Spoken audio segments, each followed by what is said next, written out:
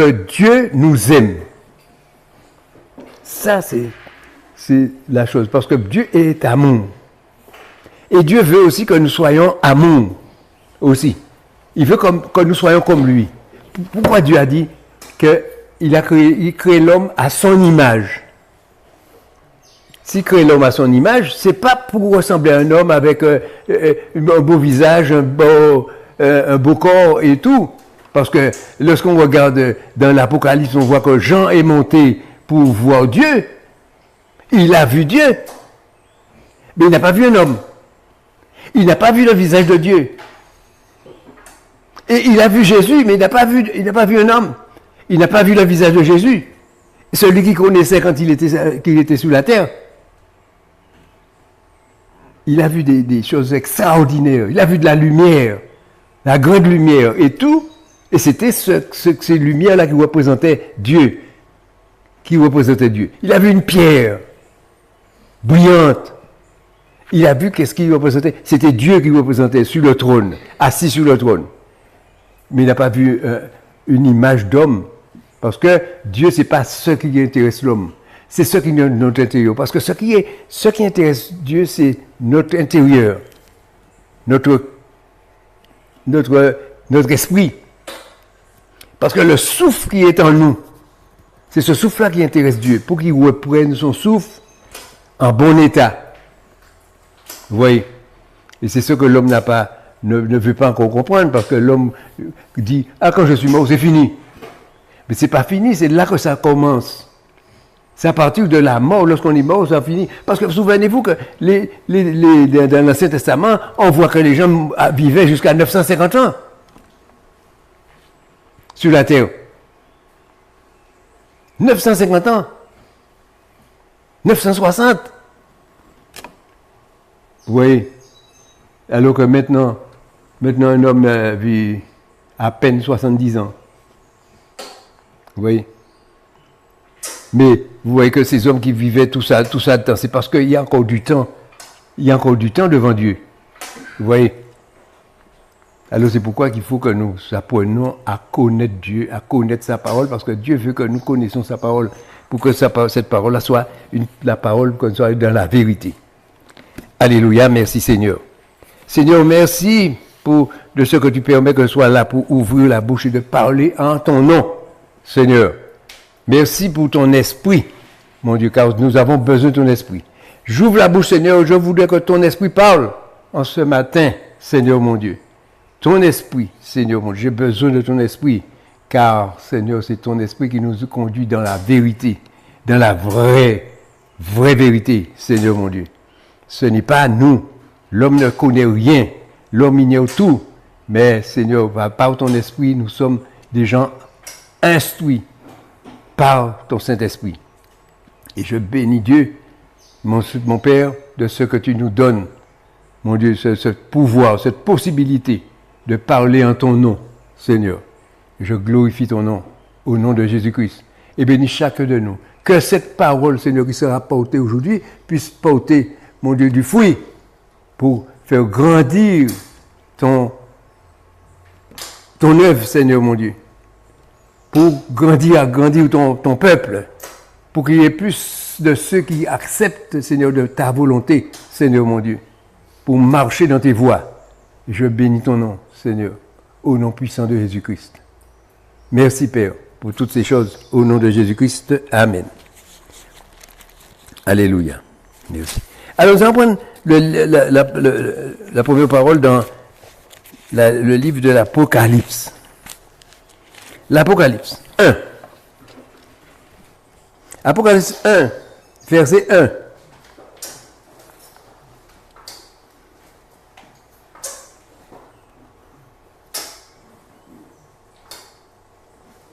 C'est le dernier livre de la Bible.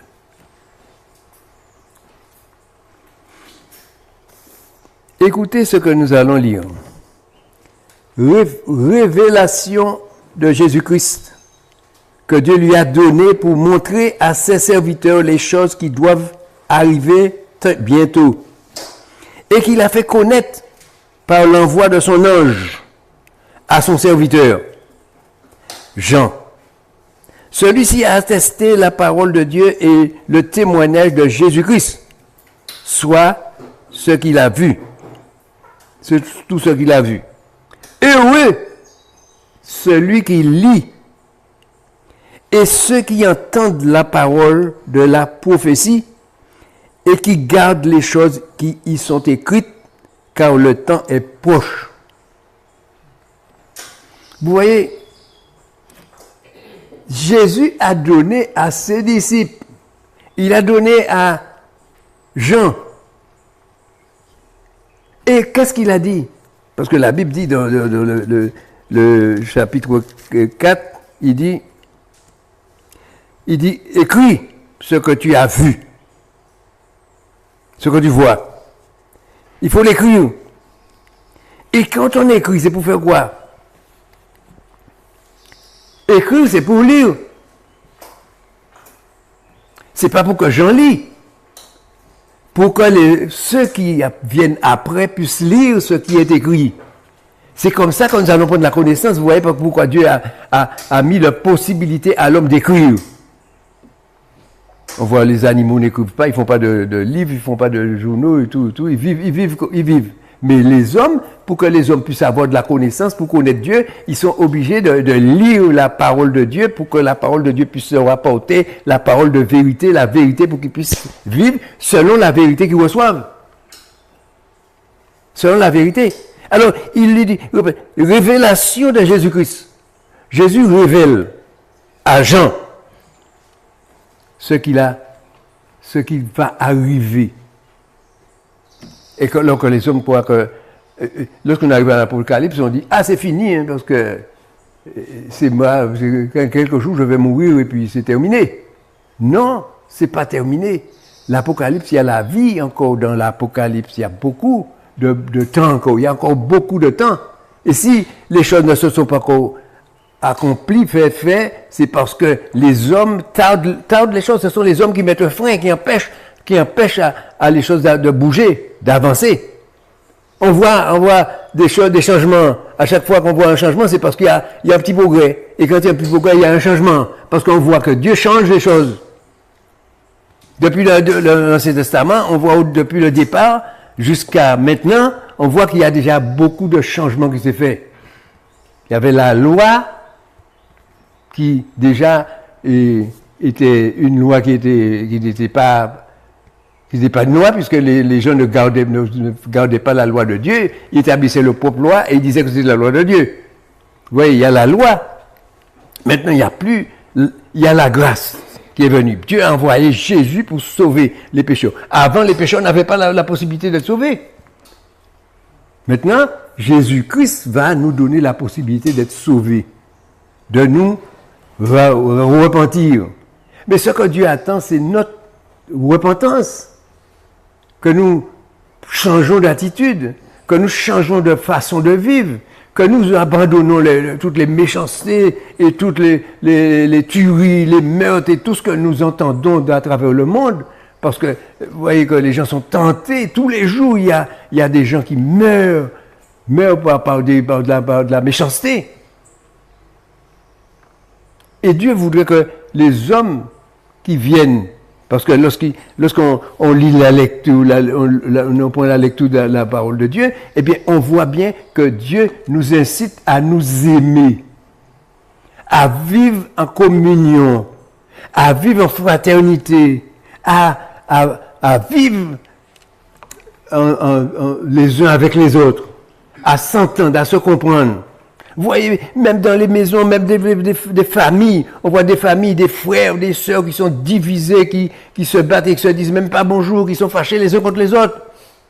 Vous voyez, ça ne doit pas exister dans les choses de Dieu. Les choses de Dieu, c'est l'amour. Tu dois t'aimer. Celui qui ne t'aime pas, tant pis pour lui, il ne m'aime pas, mais moi je l'aime. C'est ça. Je l'aime et je vis à côté de lui, je le rencontre, je lui parle, je prie pour lui, je l'aide. On ne va pas chercher la malédiction parce que Dieu dit, si tu envoies une malédiction à quelqu'un et puis que la personne ne mérite pas la malédiction, qu'est-ce que la malédiction fait? Il revient sur toi. alors tu as intérêt à le bénir. S'il ne mérite pas la bénédiction, tu vas recevoir la bénédiction que tu as voulu lui donner. Alors tu as intérêt à lui donner une bénédiction, à le bénir, à prier pour lui, à l'aimer, jusqu'à ce qu'un jour tu verras qu'il viendra et puis te dit bonjour mon frère. Ah, je suis content de te voir parce que l'esprit me dit qu'il faut que qu'on se réconcilie et puis qu'on vit avec amour les uns avec les autres. Vous voyez, c'est ça. Alors c'est pourquoi que la parole de Dieu, elle est simple, elle est là pour nous enseigner. Mais comme c'est difficile pour les gens de lire la parole de Dieu, on lit tous les journaux, toutes sortes de livres, toutes sortes de papiers, on lit. Mais la parole de Dieu, mais non, les hommes ne veulent pas le lire. Parce que je me souviens que moi, lorsque j'étais jeune, il m'était interdit de lire la Bible, d'après la religion où j'étais. Mes parents m'avaient mis interdiction de lire la Bible. Et pourtant, la Bible, c'est de la vérité. Et la religion m'empêchait de lire la parole de Dieu. Quand j'ai connu Jésus, je me souviens, le premier jour où je suis allé au temple et j'ai connu Jésus, j'ai reçu, j'étais content ce jour-là, je suis sorti du temple. Ah non, j'ai senti qu'il y a une transformation, il y a eu une grande transformation qui s'est faite dans ma vie. J'ai couru vivement ils vendaient des Bibles, j'ai acheté une Bible. Depuis le soir même, je me suis mis à lire la Bible. Et j'ai lu la Bible de la première page jusqu'à la dernière page. Je l'ai relu. J'ai pris mon cahier, j'ai acheté un cahier. J'ai commencé à prendre des notes et tout ça parce que je trouvais qu'il y avait des choses tellement formidables dans ce livre que je dis c'est formidable parce que des choses comme ça qu'on m'empêchait d'avoir. Ah non, il faut que je connaisse ça, que je connaisse par cœur ce qui est écrit dans la parole de Dieu. Et c'est pourquoi que je me suis intéressé beaucoup à la Bible.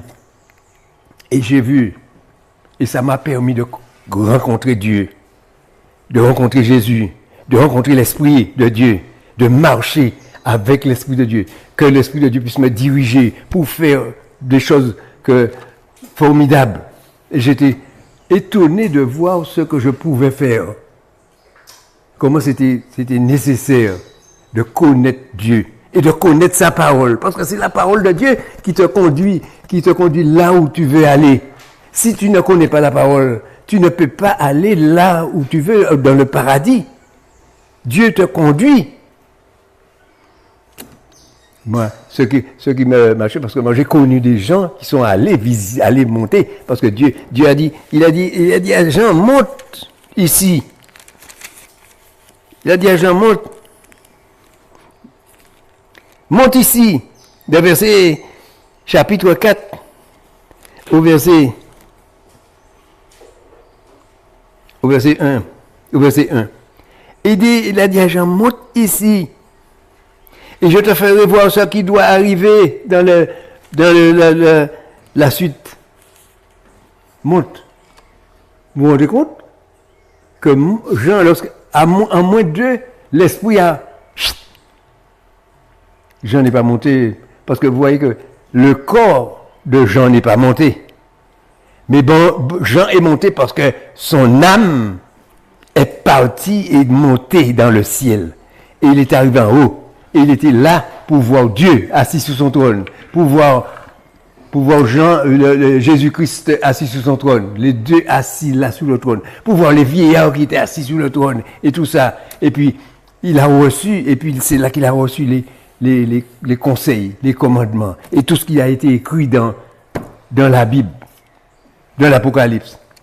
Il l'a reçu, ce que Dieu a décidé de faire. Et ces choses-là, lorsqu'on va dans l'Ancien Testament, lorsqu'on va en Ésaïe 65, il dit que Dieu a dit qu'il va détruire la terre, il va créer une nouvelle terre et de nouveaux cieux. Mais ça, c'est écrit dans l'Apocalypse. Et il y a dans le livre d'Ésaïe, c'est écrit qu'il va détruire la terre par le feu. Mais dans l'Apocalypse, c'est écrit. Parce que ce n'est pas des choses que Dieu a oubliées. Dieu n'a pas oublié ça. Il n'a pas dit à Ésaïe, je vais détruire la terre, et puis je vais faire de nouvelles terres, nouveaux cieux. Eh bien, il n'a pas dit ça à Jean. Et quand Jean est monté, il a expliqué à Jean, oui, je vais détruire la terre, il y aura du feu qui va détruire la terre. J'ai détruit la terre la première fois avec de l'eau, mais ce coup-ci, c'est le feu. Et nous qui prenons tellement soin de notre maison, de nos terrains, de notre jardin et tout ça, avoir de belles fleurs, avoir tout ça, et quand on pense que ça sera détruit, il y aura le feu pour détruire tout ça. Et ce qui va avec, c'est que nous aussi, ceux qui vont rester sous la terre, ils vont rôtir aussi. Ils vont mourir. Ils vont devenir de la cendre. Mais leur âme ne vont pas mourir. Puisque dès que l'homme meurt, il rend l'âme. Il rend l'âme à qui? À Dieu. Et qu'est-ce que Dieu va faire avec? Il y a un jugement. Parce qu'il y a un jugement. Lorsqu'on lit l'Apocalypse, on arrive à la fin de l'Apocalypse, il nous parle du jugement qui va se passer. Mais nous ne devons pas oublier tout ça. Nous devons connaître tout ça, savoir ce qui va se passer et comment nous devons nous comporter par rapport à la parole qui est écrite.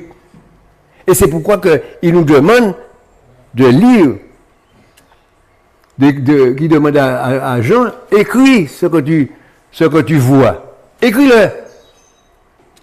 Parce que si tu ne l'écris pas, personne ne le saura.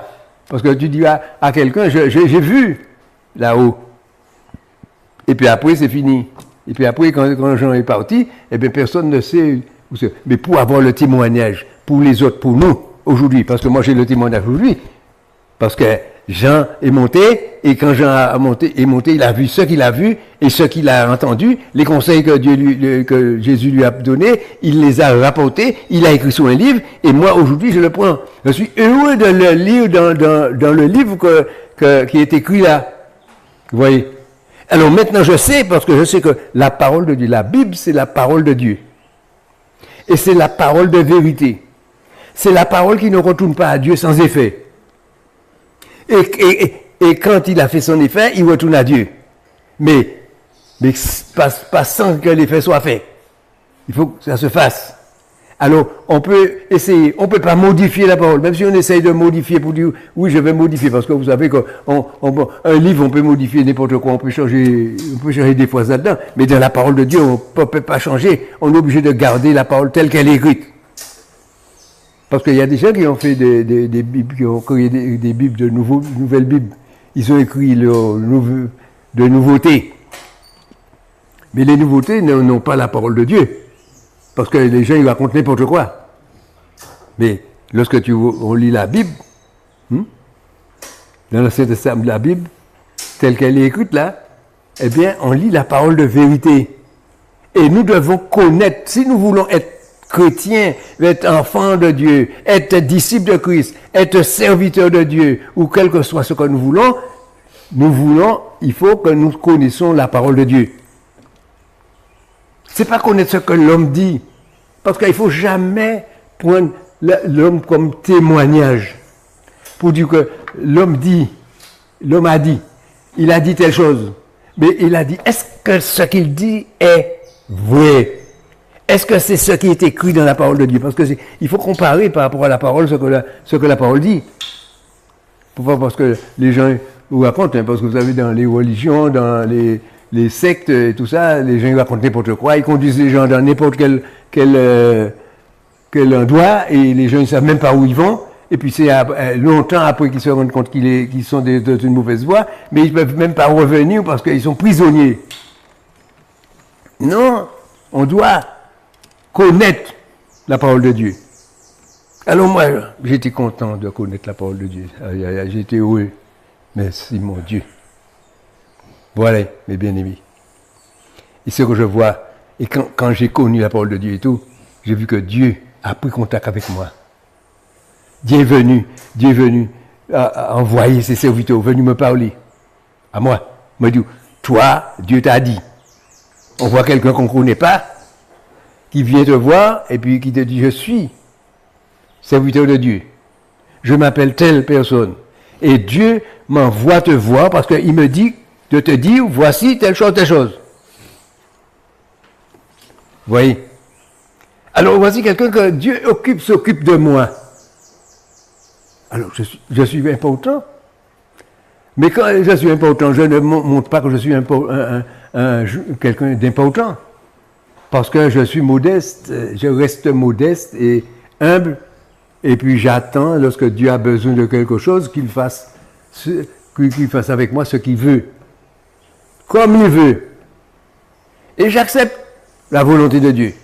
Parce qu'il y a beaucoup de gens qui veulent avoir la place avoir la première place. Pour dire, moi je suis apôtre, moi je suis prophète, moi je suis pasteur, non, moi je me contente que quelqu'un m'appelle frère Louis Thérèse, le frère Bertrand. Ça me plaît, parce que j'aime mes frères, j'aime mes sœurs, je veux vivre avec tout le monde en bonne communauté, pour que nous puissions apprendre à nous connaître. Et puis, il n'y a pas de plus grand et puis de plus petit. Nous sommes tous de la même dimension, de la même hauteur, de la même force. Nous sommes sortis où? Nous sommes sortis de Jésus. Et nous sommes sortis parce que c'est Jésus qui nous a mis là, comme ça, qui nous a réunis pour qu'aujourd'hui nous soyons appelés enfants de Dieu. Alors, les enfants de Dieu, il n'y a pas de plus grand. Parce qu'on ne va pas dire, moi, je veux la maison de Dieu. Et puis, il dit, moi, tu vas aller dans le jardin. C'est pas comme ça. C'est Dieu qui te donne ta place. Jésus a dit, il va aller te préparer une place. Alors, la place qui est dans la maison de Dieu est déjà prête. Et lorsque nous allons arriver, on va dire, ah mais non, je ne veux pas ce coin-là, je préfère celui-là, donne-moi par là. Non, c'est ce qui te réserve. Voici, tu dois prendre ce que je te donne. Tu l'as, et tu n'as pas à chercher que tu veux la meilleure place, parce qu'il y avait 2 disciples qui voulaient, et quand Jésus allait monter auprès de son Père, l'un voulait être à droite, l'autre voulait à gauche, 2 frères. Il voulait être à droite et à gauche. Ah, vous ne savez pas ce que vous demandez là. Et puis il a dit finalement, vous ne pouvez pas, on ne pourra pas vous mettre là. L'un à droite, l'un à gauche. Mais non, et ce n'est pas l'homme qui se place, c'est Dieu qui nous place. C'est pourquoi que tout ce que nous allons faire, c'est Dieu qui le fait. Si Dieu me donne la possibilité de parler là, c'est pas parce que j'ai été instruit par une école, ou bien que j'ai été instruit par quoi que ce soit. Non, c'est l'Esprit de Dieu qui m'a instruit, qui m'a appris à connaître la parole de Dieu. Vous voyez? Et il m'a donné la possibilité de le faire. Fais-le. Dieu m'a dit. Et je l'ai fait parce que Dieu m'a dit de le faire. C'est comme ça. Et si Dieu ne t'a pas dit de faire quelque chose, ne fais pas. Ne fais pas ce que Dieu t'a pas dit de faire. Tu fais ce que Dieu te dit de faire. Alors, vous voyez, Jean nous rappelle bien que c'est des révélations. Ce qu'il a mis sous le livre-là, ce sont des choses qu'il a vues lui-même. Et il l'a vu où? Il l'a vu dans la maison de Dieu. Pour que Dieu lui montre ce qui va arriver. Et quand il montre, c'est comme si tu es au cinéma et tu regardes et puis tu vois, ah, mais Dieu, tout ça de feu pour détruire un peuple. Et maintenant que les hommes s'étonnent qu'il y a du feu, parce que c'est pourquoi Dieu qui commence à montrer les gens. On voit combien d'hectares sont brûlés aux États-Unis. Combien d'hectares sont brûlés en Russie dernièrement. Combien d'hectares sont brûlés. Il nous montre comment le feu, lorsqu'il va commencer à détruire. Combien de maisons ont été brûlées là, dernièrement, là, il n'y a pas bien longtemps, en Russie. En Sibérie, là où il fait le plus froid, il y a eu cette catastrophe. Beaucoup de maisons ont été brûlées parce qu'il y avait du vent et le vent a transporté le feu dans les maisons. Et les maisons ont été brûlées. Vous voyez, et les hommes commencent à se demander pourquoi ça arrive. prends la parole de Dieu. Et si tu prends la parole de Dieu, tu lis la parole de Dieu, tu dis, mais oui, mais c'est écrit. C'est écrit et ça va se faire. Lorsqu'il y a un tremblement de terre, les gens ont peur, tremblement de terre. Lorsqu'on prend Matthieu 24, Jésus qui précise ce qui va arriver. Il y aura guerre, bruit de guerre. On va entendre tous les gens qui vont tirer des coups de fusil partout. Ils vont essayer de se tuer. Et puis il y aura des tremblements de terre. Il y aura de la famine. Sous la terre, lorsqu'on regarde la terre, on dit non, il ne devait pas avoir de famine nulle part. Parce que les gens gaspillent, on mange comme on veut. Ce qu'on ne veut pas, on le jette. On fait ce qu'on veut. Oui. Et puis il y a des pays où les gens meurent de faim. Ils n'ont même pas un petit peu d'eau, ils n'ont pas à boire. Même pas un petit peu d'eau, ils n'ont pas à boire. Et ils n'ont pas de l'eau. Mais vous voyez que les hommes, quand ils veulent trouver du pétrole, le pétrole peut être n'importe où. Ils savent qu'il y a du pétrole là. Je vais prendre là parce qu'il y a du pétrole, je vais mettre là. L'autre arrive, il y a de l'eau par là, je vais prendre de l'eau. Alors il commence à fouiller, à creuser la terre. Et puis il prend. Mais là, il y a l'eau, on ne la trouve pas. Parce que personne ne cherche à nourrir un peuple qui meurt de soif. Alors, on pourrait trouver de l'eau pour les gens de là où il n'y a pas d'eau. Faire des fourreaux, faut chercher de l'eau. Parce qu'on peut le chercher comme on cherche le pétrole. On peut le faire pour les gens qui souffrent. Non, mais il faut les laisser mourir. Ce qu'on a besoin, c'est là où il y aura de quoi gagner de l'argent. Parce qu'avec l'eau, on ne va pas gagner grand-chose. Parce qu'ils ne pourront pas acheter l'eau. Alors on ne va pas leur donner de l'eau. Si vous voulez acheter, on pourrait leur monter une usine et puis créer, mettre des bouteilles et puis vendre de l'eau, puis il faut gagner de l'argent. Mais c'est comme ça. Et comme ça que vous voyez que les hommes ne sont pas sur la terre pour s'entraider les uns les autres. Parce que les gens, ce qu'ils cherchent, c'est l'argent, avoir plus. Je veux, toujours. Et quand on regarde dans la vie de l'homme n'a jamais assez. Quand on lui donne, il prend ce qu'on lui donne, il dit même pas merci. Et après il dit, ah mais oui, on me donne, regarde ce qu'on me donne, ça, il n'y a pas assez ça. Il me faut plus. Contente-toi de ce, Dieu te dit bien, hein, contente-toi de ce que tu as. Ce que tu as te revient. Tu te contentes de ce que tu as et tu vis avec ce que tu as.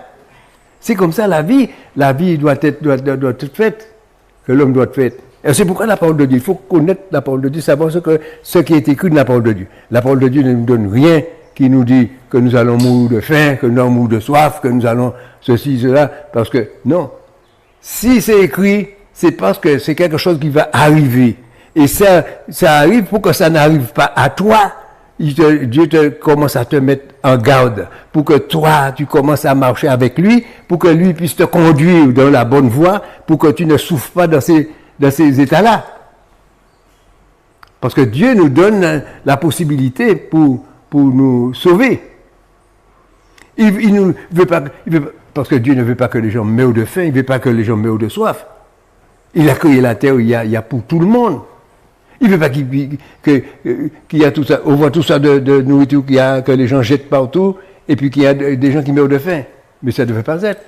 Il devait avoir pour tout le monde. Vous voyez? Alors vous voyez que, et alors, c'est pourquoi que Jean dit bien, heureux celui qui lit. Celui qui lit. On le lit, heureusement, je suis heureux d'avoir cette lecture-là. Et ceux qui entendent la parole, heureusement, j'ai cette parole pour moi, entendre cette parole pour me donner à savoir ce que je dois faire. Et qui gardent. Parce que lorsqu'on reçoit la parole, ce n'est pas quelque chose à oublier, parce que les gens oublient. Lorsqu'on a parlé là aujourd'hui, on a écouté, tout le monde a écouté, imagine, et quand il y en a de ceux qui sortent, lorsqu'ils arrivent pour être la rue, ils ont déjà oublié ce qu'ils ont entendu. Non, il ne faut pas oublier la parole de Dieu parce qu'il faut les garder, il faut garder la parole, il faut se souvenir de ce que tu as entendu qui vient de Dieu. Heureux celui qui lit et ceux qui entendent la parole de la prophétie et qui gardent les choses qui y sont écrites. Je les garde en moi. C'est pas pour aller acheter une Bible et puis dire, bon, ben, je le garde, il l'emmène et puis après il le met dans un tiroir, il le ferme bien, il dit, ah non, non, non, on va pas me le voler, je vais le cacher pour que personne ne sache.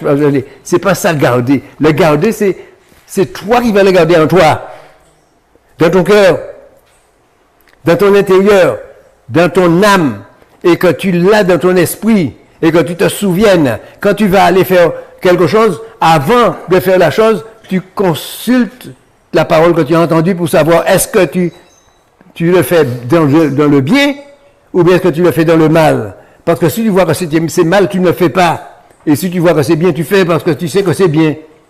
Voilà. Parce que l'homme connaît le bien et le mal. Parce que l'homme a mangé le fruit de la connaissance du bien et du mal dans le jardin d'Éden. Alors il connaît le bien et il connaît le mal. Parce que quand quelqu'un fait le mal, un voleur, il vient chez toi, il vient pas de la journée, et puis il te dit, bonjour, comment tu vas? Ça va bien, ça va bien. Bon, alors, je vais prendre des petites machines là, hein? Ah, il vient prendre des petites machines et puis il s'en va. Mais c'est un voleur. Il fera pas ça de la journée, il fera pendant que tu dors. Pourquoi? Parce qu'il sait que si tu es là de la journée, tu vas lui déposez-moi ça. Tu vas lui dépose-moi ça. Parce que c'est pas à toi, c'est à moi. Voilà. Mais non, mais lui, il sait qu'il fait mal. C'est pourquoi quand la personne fait mal, il fait semblant de ne pas comprendre. Ah ouais, je te fais mal. Mais oui, mais tu prends quelqu'un, tu le pinces.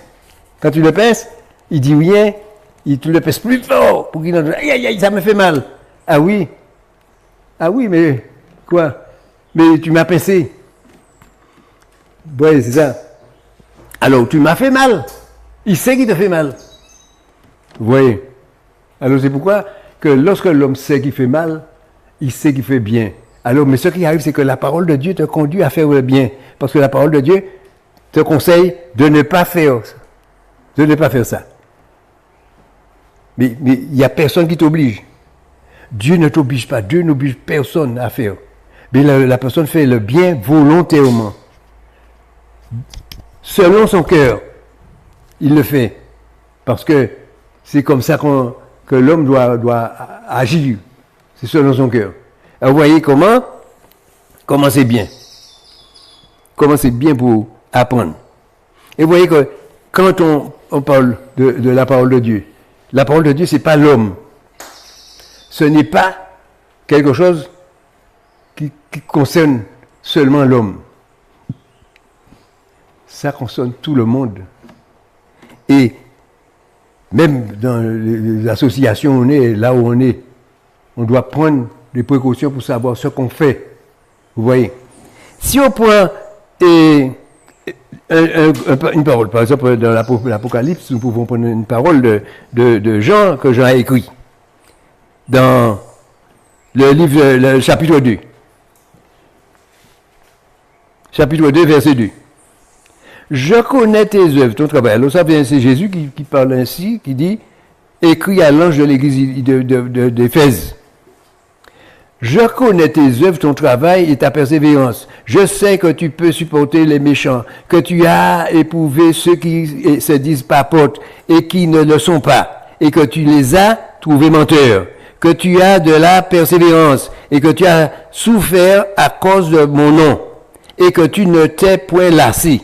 Mais ce que j'ai contre toi, parce qu'il y a toujours quelque chose contre qu'on fait qui n'est pas bien, c'est que tu as abandonné ton premier amour. Pourquoi? Parce que lorsque les gens entrent dans la religion, on arrive, au départ, il y a le nom de Jésus en premier. Ah oui, tu arrives dans le temple, ah oui, Jésus va te sauver, Jésus va te faire du bien, Jésus va te bénir, et tu es malade, viens, je prie pour toi. Au nom de Jésus, tu es guéri. Tu pars guéri, content. Alors, tu es content parce que tu aimes Jésus. Ah, j'aime Jésus. J'aime Jésus. Et tu te mets à la disposition de la religion. Et quand la religion continue, tu as déjà oublié qu'il y avait Jésus. Parce que la religion, Tu suis le pasteur parce que le pasteur, c'est lui qui a prié pour toi. Alors tu vas le suivre parce que tu attends que demain il te dit que Dieu va te donner une fortune, va te donner une richesse, ou bien qu'il te prophétie. Alors tu prends le pasteur pour Dieu. Tu as oublié ton premier amour. Le premier amour, c'est Jésus, c'est lui qui a fait pour toi. Et c'est lui que tu dois suivre. C'est pas le pasteur, c'est pas l'homme. Parce qu'on compte sur l'homme. Vous voyez, je disais tout à l'heure là, si je prie pour quelqu'un, j'ai prié pour quelqu'un, et puis la personne, il y a quelque chose qui s'est passé dans sa vie, la personne a changé, c'est pas moi qui ai fait quelque chose. Je n'ai rien fait. Celui qui l'a fait, c'est Jésus qui l'a fait. Parce que lorsque j'ai prié pour la personne, j'ai dit au nom de Jésus. Au nom de Jésus, tu es guéri. Je n'ai pas dit au nom de moi, Bertrand, que tu es guéri au nom de Bertrand. Hein? Je dis au nom de Jésus. Alors si j'ai dit au nom de Jésus, alors il faut que c'est Jésus qui soit celui qui a fait la chose. C'est pas moi. Alors les gens, ils suivent celui qui prie comme un Dieu. Non, mais tu as le premier amour, c'est Jésus. C'est lui que tu dois suivre. Jésus, parce que c'est lui qui est venu pour te sauver. C'est lui qui est mort à la croix pour sauver les pécheurs que nous sommes. C'est lui qui pardonne les péchés. C'est lui qui te fait grâce. C'est lui qui fait tout pour que tu sois sauvé. Il te donne la parole. Il va avec amour vers toi pour te parler, pour essayer de faire un changement dans ta vie. Et toi, tu te soucies peu.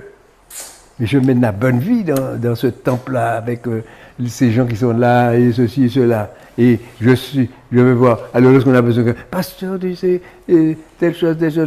Pasteur, tu sais, quelque chose. Ah oui, pasteur, j'ai maladie. Pasteur, j'ai besoin de ça. Pasteur, j'ai ceci, j'ai cela. Non, c'est pas pasteur. Parce que tu as Jésus. Et pourquoi tu ne demandes pas à Jésus? Tu es chez toi, dans ta chambre, tu vas dans ta chambre et tu dis, Seigneur, s'il te plaît, je te demande, s'il te plaît, telle chose. Et tu comptes sur ce que tu as demandé à Dieu et tu attends qu'il te donne. Et quand il t'a donné, tu vas dire merci Seigneur de ce que tu as fait. Et tu vas te rendre compte que tu as autant de possibilités, de pouvoir que le pasteur pour le faire aussi, parce que Jésus, c'est lui qui fait pour toi. C'est pas toi, c'est pas le pasteur qui fait. Le pasteur, il a reçu un don pour prier. Il prie, mais ce n'est pas lui qui fait quoi que ce soit. Vous voyez? Mais Dieu l'a placé là pour faire ce qu'il a, c'est selon le don qu'il lui a donné. Parce qu'on reçoit un don et on utilise le don que Dieu nous a donné pour exercer, pour faire le travail de l'Église. Mais celui qui est venu, qui a prié, qui a demandé à Dieu, son esprit, qui a commencé à se repentir pour le pardon de ses péchés, qui a reçu l'Esprit de Dieu, qui s'est converti, qui a l'Esprit de Dieu en lui, et qui reçoit, il n'a pas besoin d'un don pour demander à Dieu de lui donner de faire quelque chose pour lui. Pourquoi? Parce que Dieu le connaît. Dieu connaît cette personne-là. Pourquoi? Parce que cette personne a l'Esprit de Dieu. Alors dès qu'il ouvre la bouche pour parler à Dieu, Dieu entend ce qu'il dit. Et parle-moi, je t'écoute. Seigneur, agis pour moi. Et la Bible dit que tout ce que tu demanderas au Seigneur, il est capable de te le donner. Gratuitement, sans payer, sans rien. Parce que Dieu, c'est Dieu, ce qui est bien, c'est Dieu, c'est que tout est gratuit.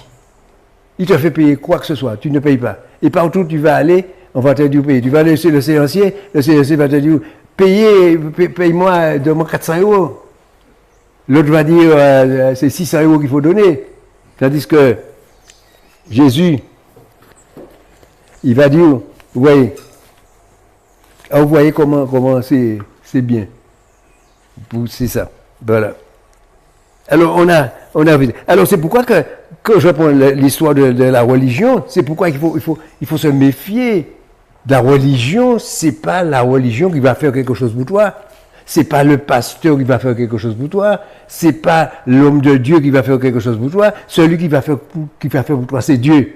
Mais tu as la possibilité que Dieu te donne d'ouvrir la bouche et de parler en son nom.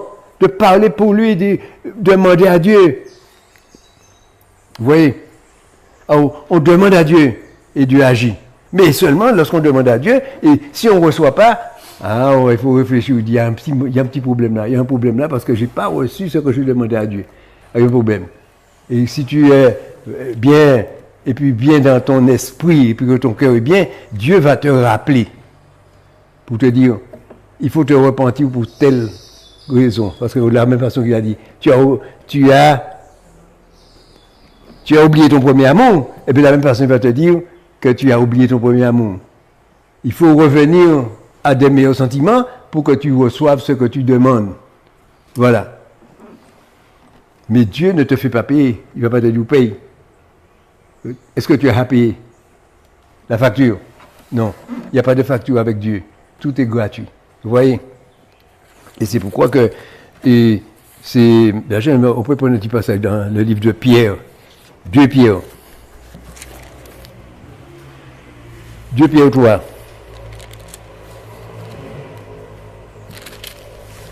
2 Pierre 3.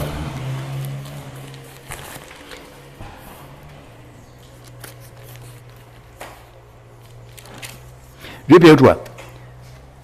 Alors écoutez ce que Jean dit, et Pierre dit, parce que Jean nous a donné sa version, sa façon, mais Pierre nous donne aussi, dans le chapitre 3, verset 1. Voici déjà, bien-aimés, la seconde lettre que je vous écris. Dans l'une et dans l'autre, je cherche à éveiller par des avertissements votre saine intelligence, afin que vous vous souveniez des choses annoncées d'avance par les saints prophètes et du commandement du Seigneur et Sauveur Jésus enseigné par vos apôtres. Sachez avant tout que dans les derniers jours, il y aura des moqueurs qui... Parce que on ne va pas aller jusque-là, parce que je ne vais pas continuer la marche, parce que l'heure arrive, l'heure va tellement vite que je ne pourrais pas aller trop loin. Bon, alors vous voyez, mes bien-aimés. Alors vous voyez déjà que Pierre aussi nous rappelle comment doit nous comporter de certaines conditions. Vous voyez, bien-aimé, la seconde lettre que je vous écris. Dans l'une et l'autre, je cherche à éveiller, qu'est-ce qui va éveiller? Je cherche à éveiller par des avertissements, votre saine intelligence, afin que vous vous souveniez des choses annoncées d'avant. Intimider, ne pas nous laisser entraîner n'importe où. Vous voyez, la saine intelligence, il nous éveille notre intelligence pour que notre intelligence ne nous conduise pas trop loin. Parce que des fois, les hommes, ils vont dépasser les limites. Il y a des limites à stopper. Lorsqu'on arrive à cette limite-là, je ne vais pas plus loin. Mais il y a des choses qu'il ne faut pas. Alors, il nous annonce ça pour que notre intelligence ne passe pas pour faire des bêtises. Oui. Et que nous devons respecter les choses. Je vous, dans l'une et l'autre, je cherche à éveiller par des avertissements votre saine intelligence. Je vous avertis. Vous êtes avertis. Ne suivez pas l'homme, suivez Dieu. Suivez Jésus. Suivez celui qui va te sauver. Oui. C'est pas parce que il y a un endroit où c'est beau, ça c'est beau, c'est parce que les gens aiment les belles choses. On aime les choses brillantes. Ah mon Dieu, là où c'est animé, là où il y a beaucoup d'animation, il y a beaucoup de gaieté, tout ça. Mais il faut regarder avant, là, c'est où tu es. C'est quoi? Donc j'en crois, je suis là. C'est ça. Est-ce que Jésus est le chef de là où je suis? Est-ce que c'est lui qui a la tête? Parce que tu appartiens à Dieu et Jésus, c'est lui qui est venu pour te sauver. Tu dois marcher avec lui. Mais si tu vas à des endroits où ça n'est pas, où Jésus n'est pas en premier en tête, alors où est-ce que tu vas aller? Qu'est-ce que tu vas faire? Tu vas t'égarer. Alors il prend les choses là déjà après pour nous parler de cette intelligence que Dieu nous donne, parce que lorsqu'on a besoin, Seigneur, accorde-moi l'intelligence, Seigneur, accorde-moi la sagesse, Seigneur, accorde-moi le discernement, Seigneur, parce qu'on demande à Dieu tout ça. Mais il faut bien l'utiliser, ce que Dieu nous donne. Il nous donne. Tu m'as donné l'intelligence, Seigneur. Je suis intelligent. Je suis intelligent parce que c'est toi qui m'as donné ton intelligence. Et je marche avec l'intelligence que tu m'as donnée. Je ne marche pas avec mes pensées. Parce que les pensées de l'homme le trompent. Il emmène l'homme dans des égarements terribles.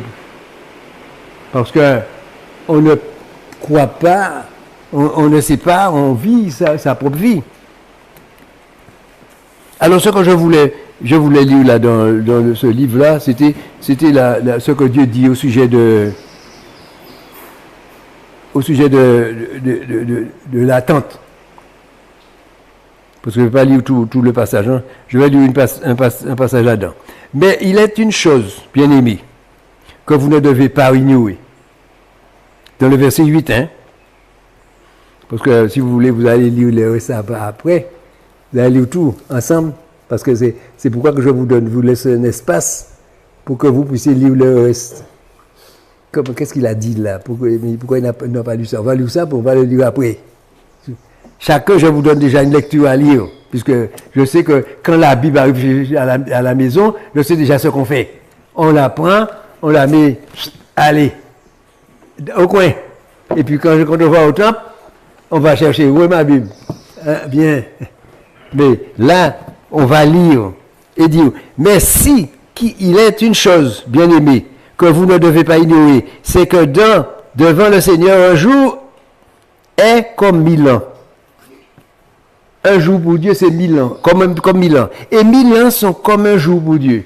Alors, il n'y a rien qui gêne, ni 1000 ans, ni un jour pour Dieu, c'est machin. Alors, il dit, le Seigneur ne tarde pas de l'accomplissement de la promesse, puisqu'il nous a promis, et les promesses que Dieu nous a faites, et puis que les gens n'ont pas vu. Mais il y avait les promesses. Jésus devait venir comment? Mais il n'est pas convenu. Alors, tout le monde s'inquiète que Jésus n'est pas convenu. Mais il y a une raison pour qu'il ne va venir. Parce qu'il dit, comme quelques-uns le croient, mais il use de patience. Écoutez ce que Dieu dit. Dieu use de patience envers vous, ne voulant pas qu'aucun périsse, mais voulant que tous arrivent à la repentance. Et combien sont prêts à se repentir aujourd'hui? Pour dire, Seigneur, oui, j'ai fait contre toi. J'ai agi contre toi. J'ai fait ce qui est mal à tes yeux. Oui, c'est contre toi que j'ai péché. Même si on fait comme contre un frère, contre une sœur, contre... non, mais c'est Dieu. Parce que nous appartenons tous à Dieu. Quand on fait quelque chose de mal vis-à-vis d'un frère ou d'une sœur, d'un homme, eh bien, on le fait contre Dieu. Parce que pourquoi? Parce que l'homme, même s'il est un méchant, il vit parce que c'est Dieu qui lui a donné le souffle de vie. Il appartient à Dieu. Et c'est pourquoi que Dieu fait tout pour le ramener, le pécheur. Même si nous sommes chrétiens, nous devons considérer même le pécheur parce que Dieu peut le faire changer d'attitude. Pourquoi? Parce que parce que Dieu a dit que c'est pour la repentance que l'homme peut se repentir à n'importe quel moment. Vous voyez? C'est comme quelqu'un qui me disait qu'il a rencontré quelqu'un, elle était étonnée de voir que cette personne lui parle du Seigneur. Parce que quand elle était plus jeune, elle parlait à cette personne, mais il lui en envoyait, allez, pète avec sa parole, avec la parole de Dieu. Et puis quand il arrive, c'est lui le premier qui lui dit, ah, tu sais, je connais Dieu maintenant, je ne fais pas demi-tour, je ne veux pas, je veux avancer avec Dieu. Elle est restée étonnée. Je dis, mais il ne faut pas s'étonner, parce que Dieu fait des miracles dans la vie de l'homme. Les gens qu'on croit qu'ils sont les plus durs, des fois ce sont les plus proches de Dieu, parce qu'ils ont l'esprit dur, parce que lorsqu'on regarde Paul, l'apôtre Paul, il était quelqu'un de redoutable, méchant. Il voulait tuer tous les chrétiens. Il voulait que tous les chrétiens meurent. Mais quand il a rencontré Jésus, Jésus lui a parlé. Voilà qu'il est devenu un agneau. Il a accepté Jésus tout de suite. Il a accepté l'œuvre que Jésus lui a donné à faire. Et Ananias disait à Jésus, ah, mais oui, tu ne connais pas cet homme-là, hein? Jésus dit, non, je l'ai choisi. C'est lui que j'ai choisi. Vous voyez? Alors c'est pourquoi il ne faut pas s'étonner qu'on peut rencontrer le plus grand sorcier du monde et puis trouver qu'il est enfant de Dieu et dire comment il a fait. Non, parce qu'il y a dans son cœur quelque chose que Dieu a transformé. Et voilà qu'il est devenu un chrétien comme nous. Et des fois, mieux encore, il devient, parce qu'il y a un là et quelqu'un m'a dit qu'il est devenu prédicateur de la parole de Dieu. Et il était dur d'oreille. Lorsqu'on lui parlait, oh oui, tu peux toujours parler. Maintenant, il est prédicateur, c'est lui qui prêche la parole de Dieu. Ça, c'est pas merveilleux. Eh bien oui, c'est pourquoi on ne se décourage pas. Lorsqu'on apporte la parole à quelqu'un, on dit, bon, ben, il va faire comme il veut. Qu'il va faire comme il veut, mais à un certain moment, Dieu va le toucher. Et quand il sera touché, il ne voudra plus aller dans le mal, il va faire demi-tour, il va revenir à Dieu. Et c'est pourquoi que pour Dieu ne tarde pas Jésus ne tarde pas à revenir.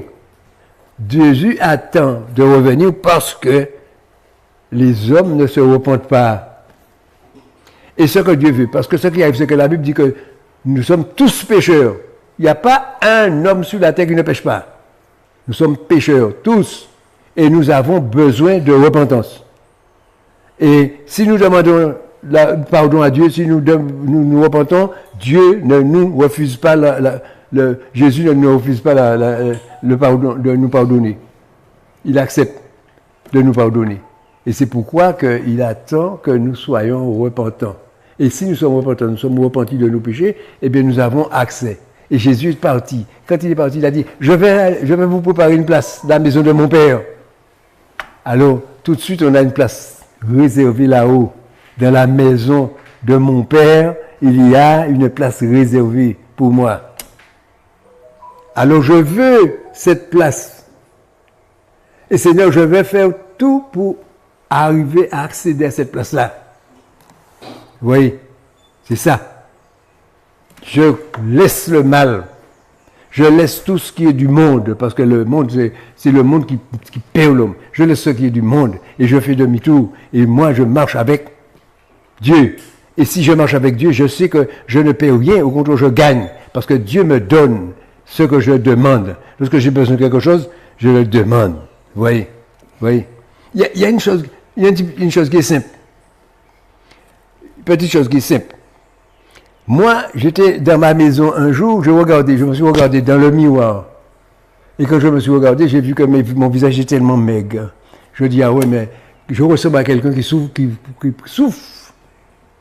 Alors, je ne voudrais pas comme ça, je voudrais avoir un beau visage, Seigneur. Un beau visage bien.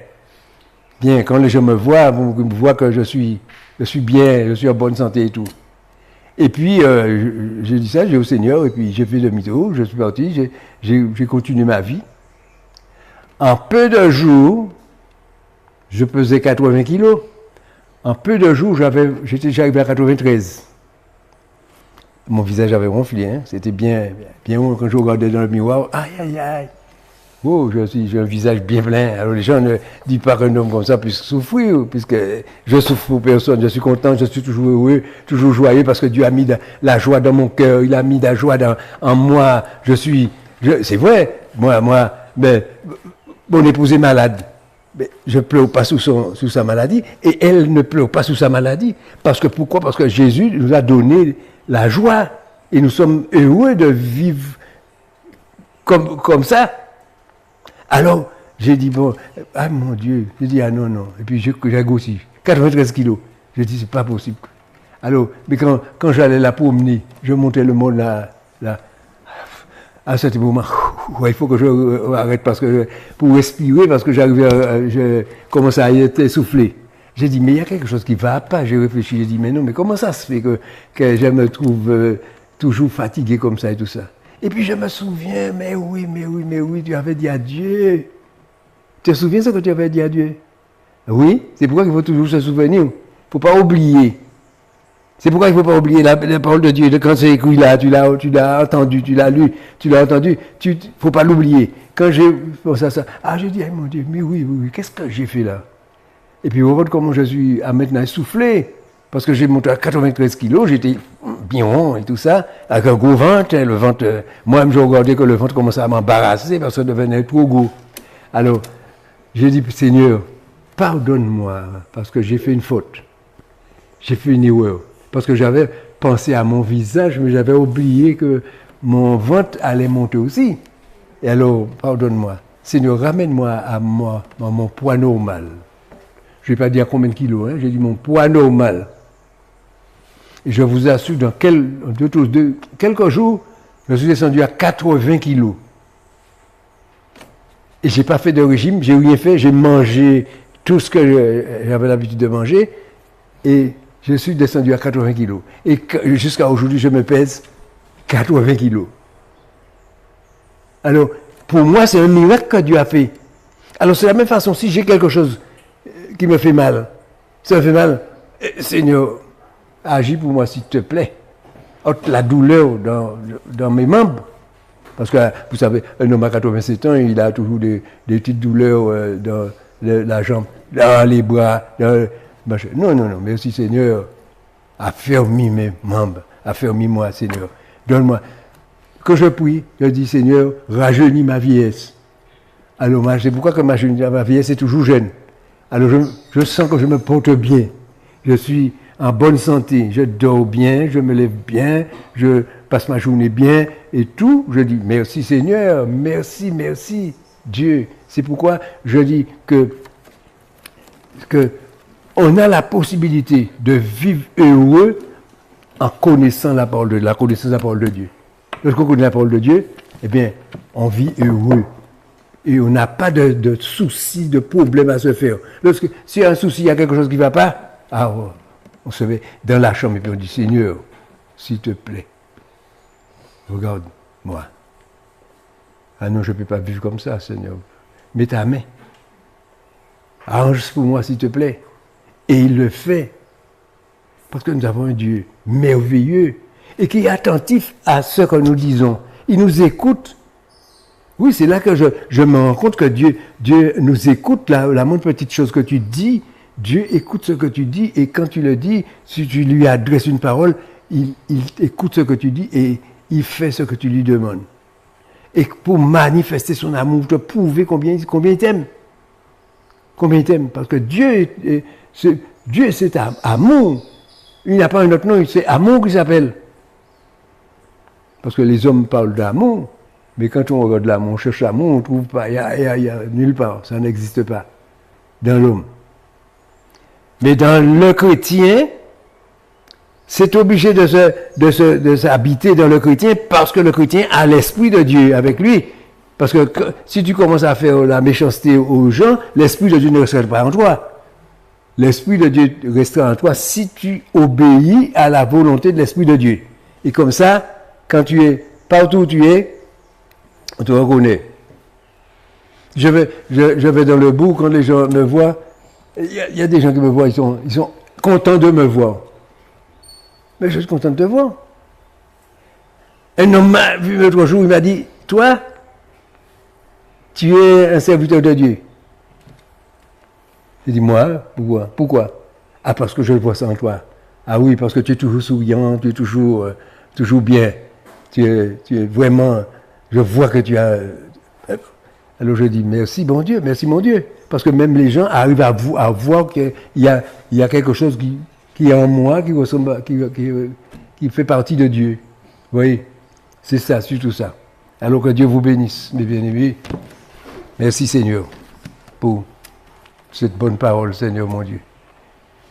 Oui, Seigneur, que cette parole fasse son chemin, Seigneur mon Dieu, pour toucher ceux et celles qui n'ont pas compris, Seigneur, parce que je sais que sa parole est difficile à comprendre, Seigneur, pour qu'ils comprennent, et qui cherchent de l'aide auprès de tes serviteurs qui ont, Seigneur, qui connaissent, Seigneur, pour leur expliquer les choses de la parole, Seigneur, pour qu'ils arrivent à bien comprendre comment tu es amour et combien tu es toujours prêt à nous donner et que tu ne nous exiges rien de nous, Seigneur mon Dieu, mais tu nous donnes quand nous te demandons, tu le fais.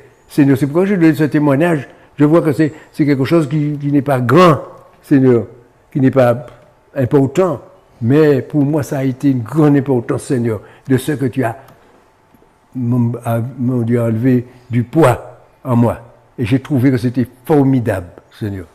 Et j'ai su que, mon Dieu, quand je te parle, tu écoutes ce que je dis, mon Dieu, et tu agis pour moi. Et je te remercie, Père, pour chaque âme qui sont là, Seigneur, et ceux qui ont entendu, qui vont entendre ta parole en ce jour. Je les bénis au nom puissant de Jésus-Christ. Amen.